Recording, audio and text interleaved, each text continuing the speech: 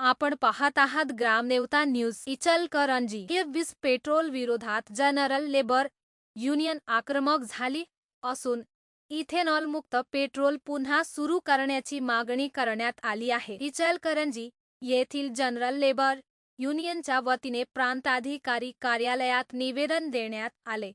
या निवेदनाची प्रत केंद्रीय पेट्रोलियम मंत्री हरदीप सिंग पुरी यांनाही पाठविण्यात आली आहे. युनियनचे अध्यक्ष कॉक आनंदा गुरव यांच्या नेतृत्वाखाली शिष्टमंडळाने वीज म्हणजेच 50% इथेनॉल मिश्रित पेट्रोलला विरोध दर्शविला. युनियनचा दावा आहे की वीज पेट्रोलमुळे वाहनांचे मायलेज कमी होत असून वाहनधारकांवर अतिरिक्त आर्थिक भार पडत आहे.